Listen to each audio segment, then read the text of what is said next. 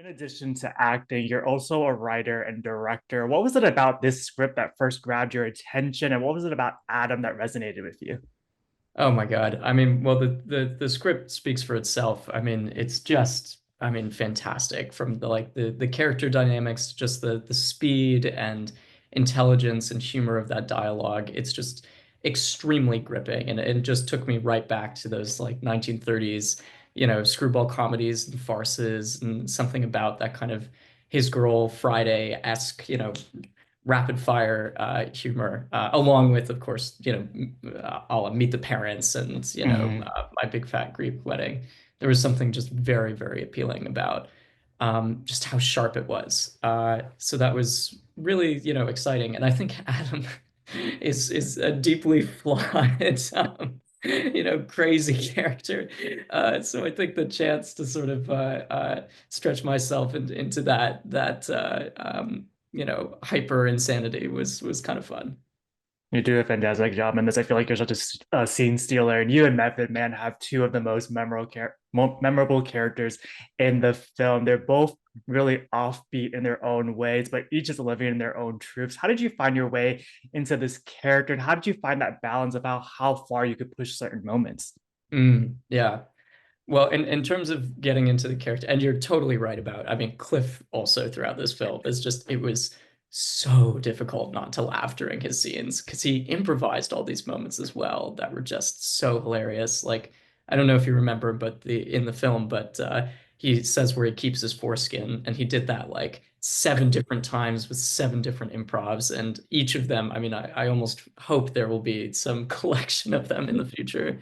But sorry, that was besides the point. I think I've said for getting into Adam beforehand that took a really strict diet, a strict workout routine, and yeah, keeping those carbs at a precise level.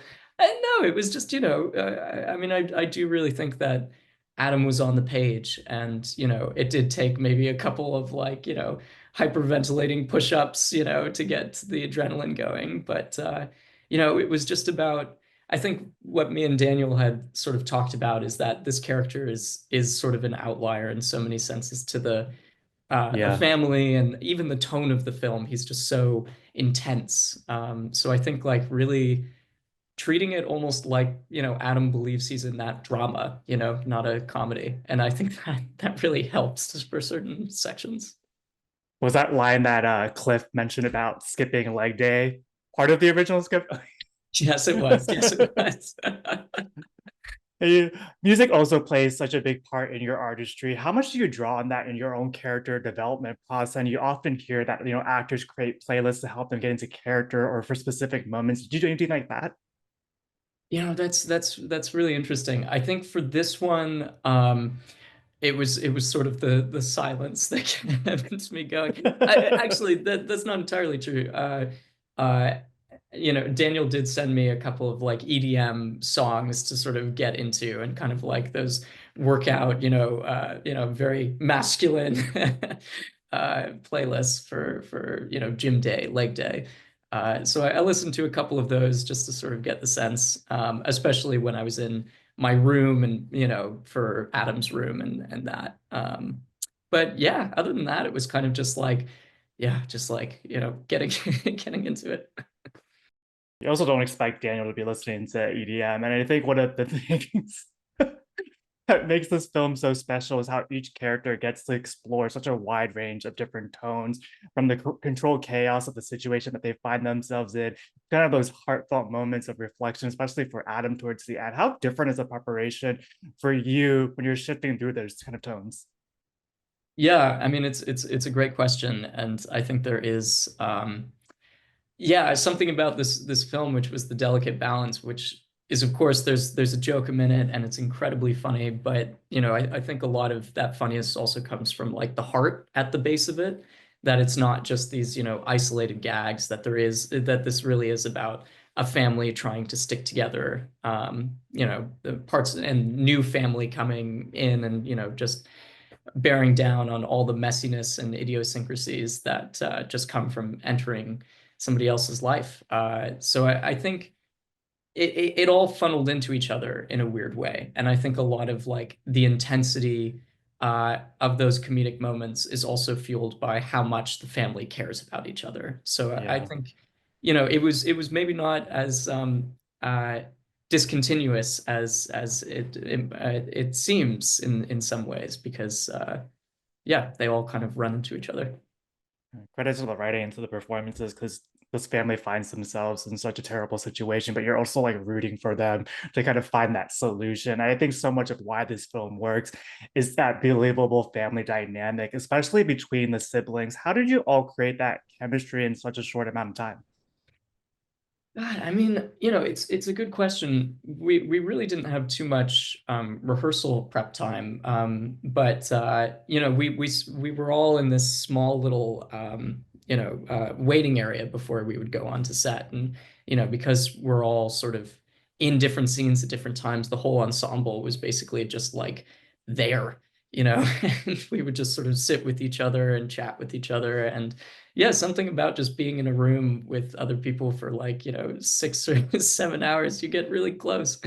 And, it was just an incredibly sweet and comforting environment. I think, we were all immediately looking out for each other and trying to make each other feel like family, which was very sweet. I mean, yeah, John also especially was just always like an older brother in this dynamic, and it just made everything very yeah, just very supportive and sweet. And I think that comes through.